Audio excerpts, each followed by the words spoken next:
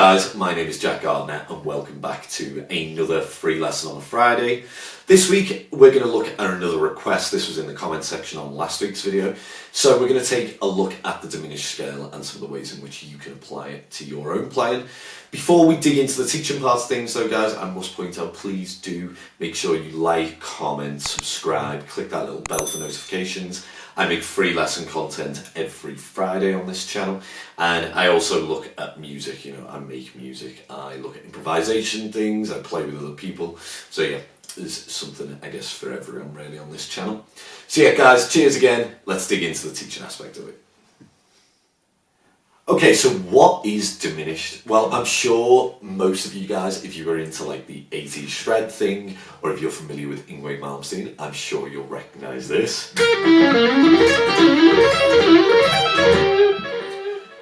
That is kind of a staple of metal, or maybe you're into this kind of sound, you must have heard this before. That's used commonly in the comping side of things. We'll hear that a lot in many jazz pieces, you know. What is it though? So essentially they are based around chords and arpeggios. Diminished arpeggio is essentially like the root, the flat 3, the flat 5 and the double flat 7 if you like, or the major 6. But the scale is something totally different. Now, the scale is something that we call an octatonic scale. That simply means it's got 8 notes. Think pentatonic means 5, octatonic means 8. Why is that different? Well, if you think in a major scale or, you know, a natural minor scale, most of our scales in general tend to only have 7 notes in it. Think about it, C major scale, 1, 2, 3, 4, 5, 6, 7, and then it repeats. This is where the diminished scale is different. We've got these instead. Now, in terms of intervals, I'm going to describe them as we go. So we've got the root, we've got the flat 9, we've got the sharp 9, we've got the 3 or the flat 4, we've got the sharp 4 or flat 5, the 5, we've got the 6, flat 7, and then the root again. Now, there's a very special formula to this. This is one type of diminished scale. This is the half whole scale. Now that simply means the intervals follow this structure. So we've got this, from our root, we're going to go a half step, then a whole step, then a half step, then a whole step, then a half step, then a whole step, then a half step, and finally a whole step to get back to our root. Now you might be thinking, oh my word, that sounds really weird. Well, we need to understand its application. I think that's the most important thing. Now there are a few ways you can use the diminished scale. In the beginning, I was playing over a 1 chord vamp. Now that chord which I was playing was actually this voice, and it's quite a clashy sounding voice, and I love it though. It's got an E as the root, and then it's got a major 6 here, and then it's got a flat 7 here. So we've got this sound. Nice spacey sounding chord anyway. And the beauty of this is it doesn't have a third. So we can take the knowledge that it's got a flat 7 there and think, right, okay, and it's got a major 6. They're both parts of the diminished scale. Works perfectly.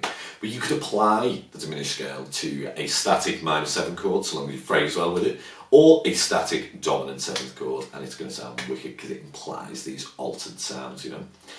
That's one way of doing it. Another way would be to use it in a 5-to-1 movement, but that's really for a different lesson. I don't want to go too much in detail into that. How do you play it then? Well, there are a few different ways. Now, most commonly people learn it like this with 1 of 2 fingerings basically. So if we take the root, you'll go like this, say the 7th fret on the A string, we go finger 1, and then slide up. So we had finger 1, 2, 4, slide up. Cross strings to the adjacent string, and we do the same thing, it's the same finger pattern. Obviously with the B string, because of the nature of the tune, you have to jump up 2 frets. Back to normal. That's one way of fingering it. Another way to do it is like this. I use this quite a lot, so this is like going finger 1, then slide up with that first finger, and then finger 3, 4. That's the same thing.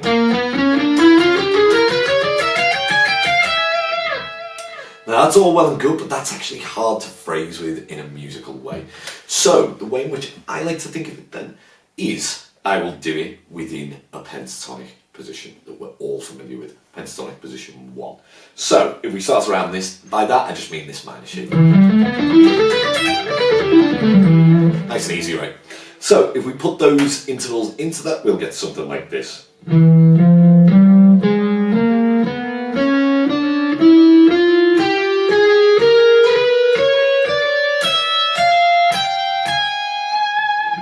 I'm just accessing the highest note possible there. I know obviously we should finish on E, but it just gives you an idea of how you could finger it around something that you are already familiar with. So already we could create quite interesting lines. I mean, you could play pentatonic, then play a little bit of diminished, then back to pentatonic. So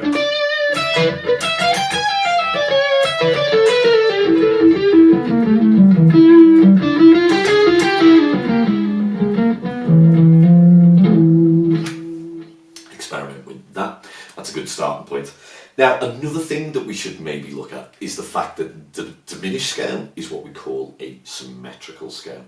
Now, what does that mean? Well, essentially, this group of intervals repeat in minor thirds or flat threes. So, if you know the E diminished scale, then that is the same as the G diminished scale. Think that's a minor third away. It's the same as the B flat diminished scale, this note here, or A sharp if you like, and it is the same as this one, which is C sharp or D flat. They all contain the same notes or intervals. It's important, I think, to understand what's going on, but I mean, if you learn those shapes, you know that you can move them around in minor thirds. Really, there's only 3 types of these scales because they're all related in some way. So, I mean, that makes sense in the sense that you could move this pentatonic shape, which we just had, this one,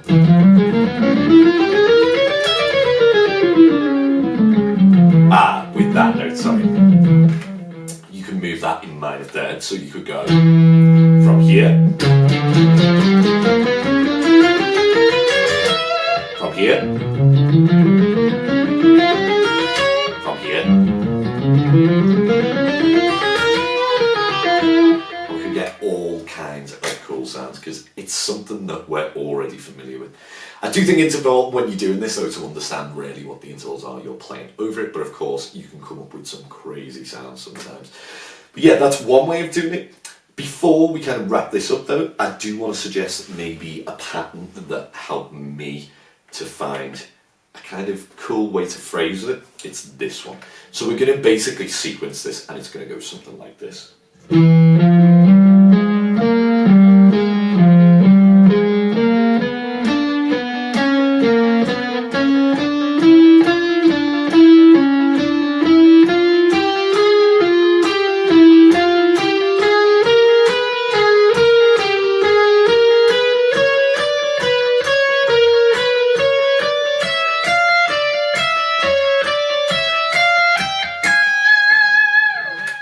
Now fast, this sounds like this.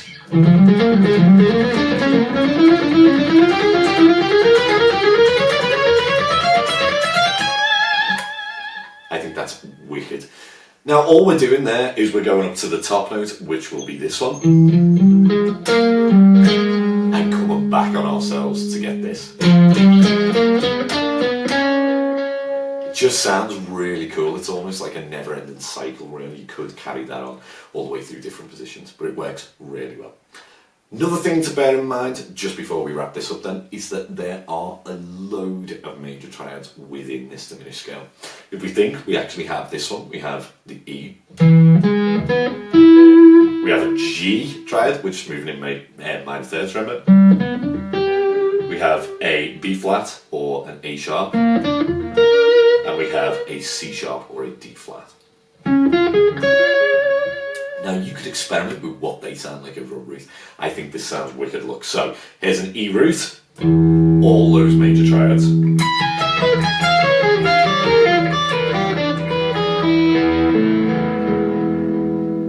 A lick which you'll see me use quite a lot is this kind of idea.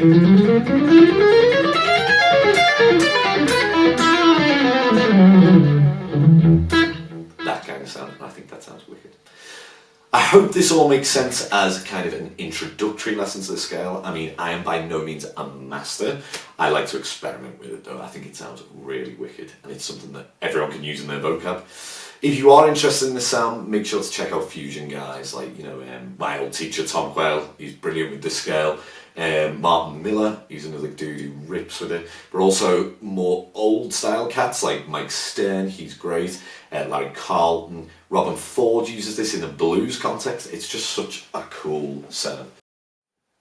Many thanks for checking out this lesson then, guys. I hope there was something in there for everyone. Before I go, I just want to point out, please do make sure to like, comment, subscribe, click that little bell for notifications. If you're interested in lessons, I still have a couple of slots left over on Skype, and I also have a load of lesson packages over on my website, so that link will be in the description. What would you guys like to see? I'm all ears. I love these suggestions. They've been keeping me smiling all week. I do enjoy preparing these little mini lessons for YouTube. I think it's a wicked little idea. So yeah, let me know in the comments or send me an email, send me a message. I'm all ears. Thanks again, guys. Until next time, cheers.